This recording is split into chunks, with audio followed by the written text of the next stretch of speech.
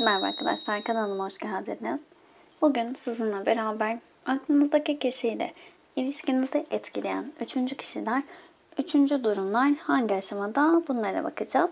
İlahi güçten en net bilgileri alarak aktarabilmek için niyetimi alıyorum. Enerjiye dahil olmak için niyet almanız yeterli olacak. Her açılımda şifa enerjisini artırabilmek adına his yüklemesi yapıyoruz. Kanalıma abone olup alma verme dengesini sağlayan arkadaşlarım. Bu videoyu beğenip yorumlara evet yazarak enerjiyi de mühürleyebilirsiniz. Bugünkü his yüklememiz özel olmanın nasıl hissedildiğini bilmek ister misiniz? Özel olmanın nasıl hissedildiğini bilmek ister misiniz? Hayatınızın her bir alanına, her bir hücrenize ve 4 inanç seviyenizin her birine niyet aldığınız andan itibaren yüklemesi yapılacak. Kartları hazırlayıp hemen geliyorum.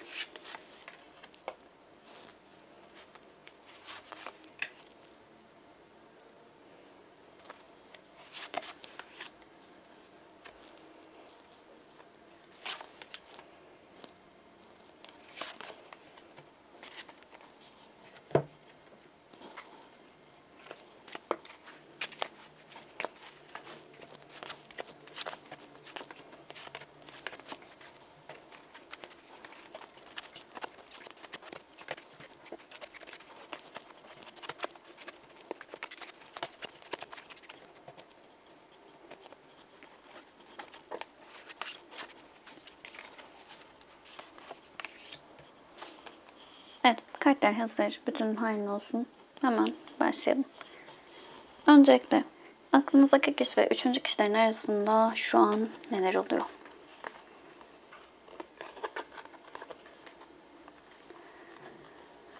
Şu an bir mahkeme süreci içerisinde olabilirler aklınızdaki kişiyle üçüncü kişiler. Burada gerçek manada bir resmi bir mahkemede olabilir bu. Bunun yanı sıra bir yüzleşmenin gerçekleştiği, artık gerçeklerin ortaya döküldüğü bir sürecin içerisinde de olabilirler. Büyük ihtimalle izleyen arkadaşların partner durumu olarak daha yüksek olabilir. Burada şöyle söyleyebilirim. Aslında kupa ikilisiyle beraber kupa ikilisi ortaklıklardan bahseder. Birçok kişi ruh eşi kartı olarak söyler ama zaten sürekli takip eden arkadaşlarım bilir. Ben bu kartlarda evet enerjinin yüksek olduğunu söylerim ama ruh eşi ya da ruh ikizli, ikiz alev bu tür tanımlamalar bu kadar kolay verilecek tanımlamalar değildir, söylenecek şeyler değildir. Bunu yapan arkadaşlara saygı duyuyorum. O ayrı bir şey. Ben sadece kendi açılımlarım için bunu söylüyorum. Şimdi bu noktada şöyle söyleyebilirim. Ciddi bir boşluk içerisindeler. Ruhsal sorunların olduğu, artık karanlık enerjilerin aktif olduğu ama buradaki karanlık şöyle, artık ciddi bir soğuma dönemi olmuş olabilir. Ayrılık süreci olabilir. Artık bir arada olmak çok ciddi zorluk ve kötü hissettiren enerjiler aktif etmiş olabilir.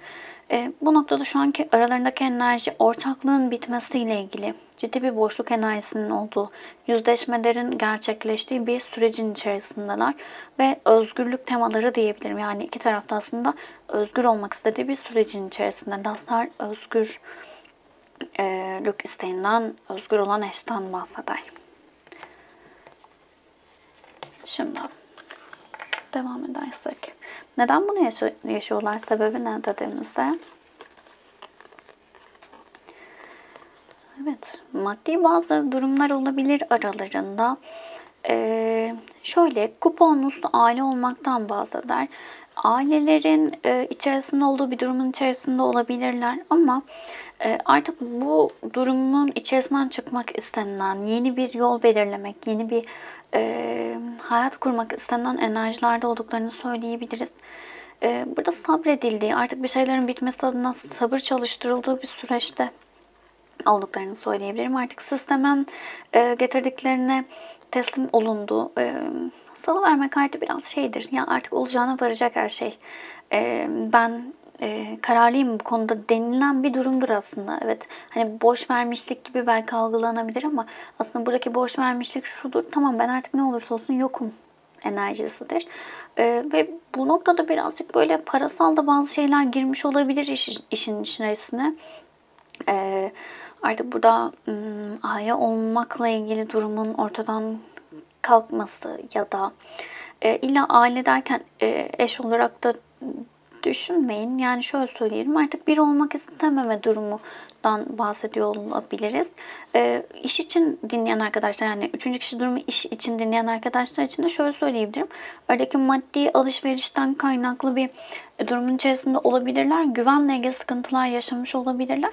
Ama artık iki tarafın da yollarını ayırıp yeni bir başlangıç yapma isteği içerisinde olduğunu söyleyebiliriz. Şimdi aklınızdaki kişinin üçüncü kişiye karşı amacı ne? Sunit,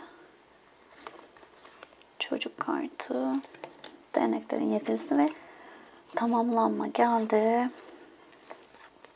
Şimdi Sunit dengesiz enerjilerde olan biridir aslında. Çok sahiplenicidir. Dışarıda modern görünür, evde tam tersidir, gelenekseldir. Burada ciddi dengenin bozulduğu bir durumun içerisinde olduklarını söyleyebilirim. Değnek yedilisi daha çok böyle üçüncü kişilerin çıkardığı sorunlarla mücadele etmekten, eleştirilmeden kaynaklı hararetli tartışmalardan bahseder. Bu noktada şöyle söyleyebilirim. Amacı ne dediğimizde, şimdi bu kartla beraber eski unutup yeni yöne bakmaktan bahseder.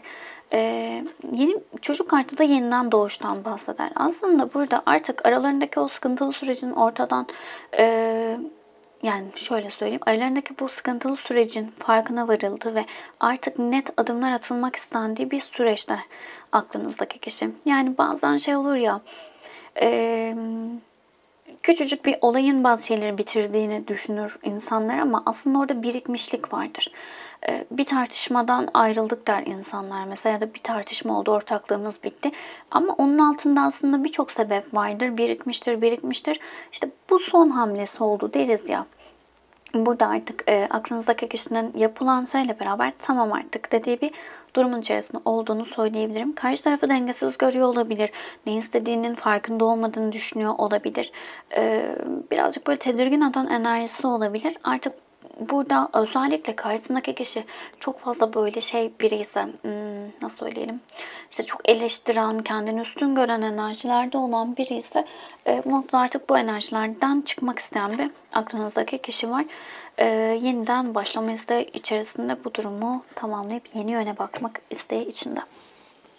Şimdi üçüncü kişinin aklınızdaki kişiye karşı amacı ne? Evet. Şimdi dinayların süvayesi geldi. Dinayların süvayesi de tılsım şövalyesi doğru zamanı beklemekten bahseder bize. Yani burada bir eyleme geçme isteği içerisindedir ama doğru zamanda doğru hamleyi yapmak beklentisindedir. Şimdi bu kartla beraber sıkıntıların kısa sürede bitmesidir. Zorluklarla mücadele etmekler. Tutku kartı, rehberlik ve anahtar. Şimdi aklınızdaki kişinin kişiye karşı amacına üçüncü kişinin dediğimizde, burada aralarındaki sıkıntılı durumla ilgili sabrettiği bir sürecin içerisinde. Ona destek olan bazıları olabilir. Böyle akıl aldığı kişiler olabilir. Tek başına çabaladığını, yani bu ilişkinin ya da bu durumun devam etmesiyle ilgili tek başına çabaladığı, tek başına savaştığı, düzeltmek adına bir sürecin içerisinde olduğunu söyleyebiliriz. Bir çözüm arayışı içerisinde. Yani oradaki durumu düzeltebilmek adına bir çözüm arayışı içerisinde. Ve doğru zamanı gözlüyor. Burada o yüzden örneğin gerçek bir mahkeme olabilir. Bu mahkeme sürecinde sanki hiçbir şey yokmuş, aynı seviyede devam ediyormuş. Yani işte mesela eşiyse boşanacaksın, boşanma ile ilgili evet boşanacağım dediği bir süreçte olabilir ama arka planda farklı bir durum gelişiyor olabilir. İş ortağıysa da aynı şekilde tamam işlerimizi ayıralım dediği ama arkadan farklı şeyler çevirdiği bir süreç olabilir. Aile ise de aynı şekilde. Arkadan görünenin dışında bir amacı olduğunu söyleyebiliriz. Duygusal olarak ortak enerjilerini, kupa sekizlisi, eksenini biçmek, rahatlık, bağımlılık ve kupa sekizlisi geldi.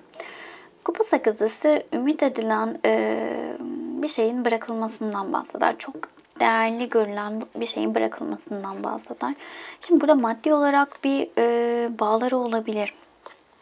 Şimdi hem partner olabilirler hem maddi bir bağları olabilir.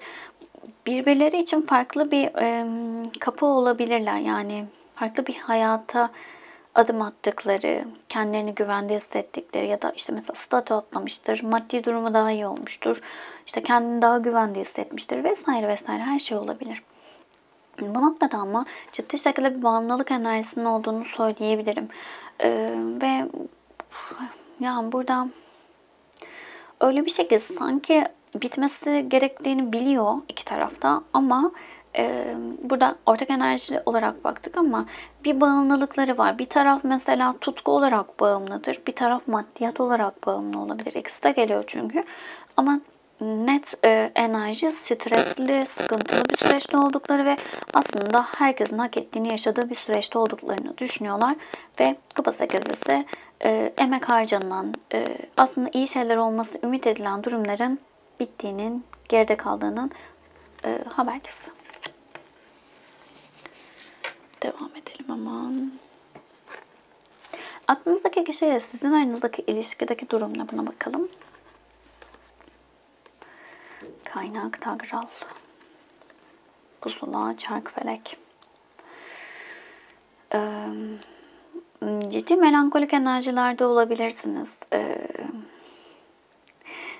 Yani çok şey geldi.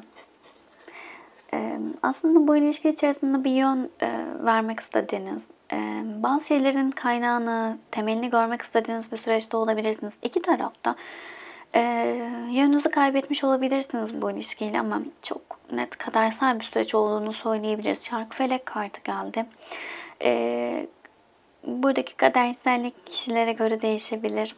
Bazen sonu her zaman güzelliğe çıkar ama bazıları için çok acı verici olabilir. Bazıları için daha sakin ilerleyebilir. Ama şöyle söyleyeceğim. Sizin aranızdaki duruma baktığımızda Tagral geldiğinde ben hep böyle bir tüylerim diken diken oluyor. Orada çok ciddi bir tutku enerjisi olabilir, çekim olabilir. Sadece şu uyarıyı yapmam gerekiyor. Karşınızdaki kişinin bencil olup olmadığı ile ilgili ciddi bir değerlendirme yapmanızı tavsiye ederim. Bu noktada şöyle, örneğin bu ilişki içerisinde size çok değer verdiğini, sizin için çabaladığını söylüyor olabilir ama sadece kendi çıkarları için çabalıyor olabilir. Kendi tutkuları için çabalıyor olabilir. Görünenin dışında bazı şeyler olabilir. Mesela diyordur ki işte ilişki ister bu üçüncü kişi durumu. Ya ben senin için işte şunu yapıyorum, bunu yapıyorum, işte şöyle böyle diyordur ama aslında siz olmasanız da o ilişkideki o birçok şey bitmiştir. Zaten bitirecektir aklınızdaki kişi ama sanki sizin için yapıyormuş gibi bunu yansıtıyor olabilir. Size yaklaşımlarına dikkat edin. Bencil mi, narsist mi, sizi manipüle mi ediyor, sizi yoruyor mu, mutsuz mu ediyor baktığınızda. Kandırıldığınızı mı hissediyorsunuz, düşünüyorsunuz ya da tamam bu aşamadan sonra ne yaşarız biz dediğinizde bir tıkanıklık mı yaşıyorsunuz? Buraya özen göstermenizi isterim. Çünkü bu ilişki içerisinde melankolik enerjiler çok fazla. Tutku çok yüksek olabilir. Belki bu ilişkinin ana maddesi ya da ana çekim gücü o olabilir. Ama karşınızdaki kişiyi iyi değerlendirmenizde fayda var diyebilirim. Yani ortak enerji ne diyeceksiniz? Hani ne diyorsun diyeceksiniz. Burada söyleyebileceğim şu an ortak enerjide iki tarafında ne yapmak istediğini bilmediği ya da ne olacağını bilmediği büyük bir karamsarlığın, negatif enerjilerin aktif olduğu bir süreçte olarak geliyorsunuz. Ama kadersel olarak bunları yaşamanız gerektiğini de söyledi kartlar. Yakın gelecekte üçüncü kişi durumu ile ilgili ne olacak dediğimizde.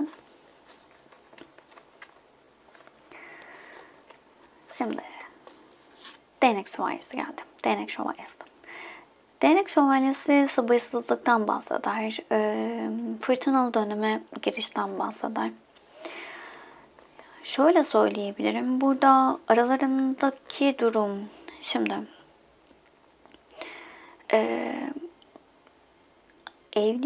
evlilikse aralarındaki durum bu kişinin genel olarak bağlanmayla ilgili sıkıntıları olabilir. Çok sabit fikirli olabilir, değişime uyum sağlayamıyor olabilir, bir yere bağlı kalamıyor olabilir. Özellikle aklınızdaki kişi olarak hissettirdi. Anda olup daha çok kendi hayatına odaklanan enerjilerde biri olabilir. Bunun yanı sıra maddi olarak da şimdi Nil Nehri geldiği için maddi bir bağları varsa bu bağlarla ilgili sıkıntılı bir süreçten geçeceklerini söyleyebilirim. Aslına bakarsanız açılımın geneli olarak çıktığını söyleyebilirim. Örneğin evlilerse eğer bu mahkeme süreci biraz daha sürecek gibi. Ve bu sürmeyle beraber de biraz sıkıntılı, fırtınalı bir süreç ortaya çıkacak. Belki maddi konular daha da ön plana çıktığı bir durum yaratacak diyebiliriz. Ama genel manaya baktığımızda bu evliliğin içerisinde zaten evlilik devam etse de bu kişinin bir yere sabit, bir yere ya da bir kişiye bağlı kalamadığı enerjilerde, yani köklenmeyle ilgili sorunlarının olduğunu söyleyebiliriz. Tutkularının peşinden koştuğunu söyleyebiliriz ya da uzun soluklu beraberliklerle ilgili sıkıntı yaşadığını söyleyebiliriz. Ne olacak? Buradaki o fırtınalı dönemleri, sıkıntılı dönemleri devam edecek. Ama baktığınızda duygusal olarak bir şeyler devam ediyor mu ya da edecek mi diye sorarsanız zaten burada bu daha çok aklınızdaki kişi olarak geliyor ama iki tarafın enerjisi de olabilir. Bir yere bağlı kalmak, bir kişiye bağlı kalmakla ilgili ciddi sıkıntılı durum var. Daha çok böyle anda olup gününü gün eden enerjilerde o Tagral enerjisinin devam ettiği bir süreç olacak olabilir. Buradan şunu da çıkarabiliriz.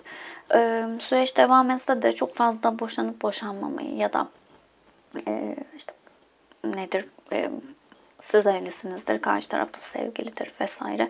Orayı bitirip bitirmeme ile ilgili çok da umursamadığı bir sürecin içerisinde olacak diyebiliriz. Şimdi sistem size ne mesaj veriyor bu durumla ilgili? Gergedan ruhu geldi. Hemen mesajını da iletelim. Ters geldi. Koruyucu mesajını ileteceğim hemen. Koruyucu mesajı diyor ki, önünüzdeki engel size bir seçenek sunuyor. Ya bu engelin içine dalıp kafanızı çarparsınız ya da onunla savaşmadan etrafından dolaşmanın en iyi yolunu bulursunuz. Bir engeli aşmak için gösterdiğiniz çabalar sizi tüketti mi? İnatla onu yolunuzdan kaldırmanın sadece tek bir yolu olduğuna ısrar mı ediyorsunuz? Gergedan ruhu size bazen yanıtın hayır, bazen hayır henüz değil ve bazen de hayır sizin olması gerektiğini düşündüğünüz gibi değil olduğunu söylüyor. Yine olasılıklara açık olursanız başka seçeneklerin ortaya çıkmaya başladığını görürsünüz. Her çatışma girmeye, her engelde aşmaya değer değildir. Kafanıza duvara çarparak enerjinizi boşuna harcamayın dedi. Çok şey geldi, manidar geldi. Her çatışma girmeye, her engelde aşmaya değer değildir. Şimdi burada sorgulamanız gereken, bu durumun içerisinde ben yaşadığım zorlukları hak ediyor mu bu ilişki? Çektiğim şeyleri hak ediyor mu? Diyelim ki partner için dinliyorsunuz ya da eş için dinliyorsunuz. Şimdi tamam, o aşamayı atlattıktan sonra benimle olan ilişkisi nasıl devam edecek? Gerçekten benimle olmak istiyor mu? Yani biraz önce aslında söylediğimiz gibi o Tagral enerjisi size senin için şunu yapıyorum derken gerçekten sizin için mi yapıyor? Ya da zaten yapacağı şeyleri sizi bir nebze oyalamak ya da farklı enerjilerde tutabilmek adına mı kullanıyor? Ya da hiçbir şey bile olmasa siz bu ilişkiyi, bu üçüncü kişi durumu her neyse ortadan kalktığında, çıktığında, bu kişiyle sorun olmadığı noktada, arada hiçbir şey olmadığında gerçekten mutlu olabilecek misiniz? Bunu sorgulayın. Birçok açılımda bunu söylüyorum, üçlü açılımlarda. Her şey bizim yaşadığımız her olay bizim aynamız. Kendi içsel dünyamızda görmemiz gereken şeyleri gösteriyor. Üçüncü kişi, herhangi bir üçüncü durum kişi olayında sizin tarafınızdan şöyle bakılması gerekebilir. Örnek olarak aktarıyorum tabii ki. Nacizane ışık olabilmesi adına bazı konularda. Örneğin buradaki üçüncü kişi durumu olmasaydı bu ilişki daha hızlı devam ederdi. Belki evlenirdiniz, belki ilişki daha rahat olurdu vesaire vesaire. Siz gerçekten bir ilişki isteyip istemediğinizi sorgulamanız. Bir engel varsa ilerleme ile ilgili bir durum, ilerlemenin önünün kesilmesiyle ilgili bir durum vardır. İlerlemek istemiyor musunuz? Gerçekten evlilik ya da gerçek bir bağlılık istiyor musunuz, istemiyor musunuz? Bunu sorgulamanız gerekir. Ve şunu söyleyebilirsiniz. Paylaşmadığım, paylaşılmadığım konu, durum her ne olursa olsun paylaşmadığım, paylaşılmadığım ilişkiyi yaşamayı seçiyorum. Bunu söyleyin lütfen. Ve neden böyle bir engelle karşı karşıyayım? Bunu içsel dünyanızda sorgulamanız, anlamanız ve çözmeniz gerekir. Çünkü burada çözemezseniz, bu ilişkide çözemezseniz farklı şekilde tekrar tekrar karşınıza gelecektir. Evet, açılım bu şekildeydi. Siz uyanları aldım, kabul ettim deyin lütfen. Uygun olmadığını düşündüklerinizi sisteme kaynağı iade edebilirsiniz. His yüklemesi için yorumlara evet yazabilirsiniz. Teşekkür ederim vakit ayırdığınız için. Başka videolarda görüşmek üzere. Hoşçakalın.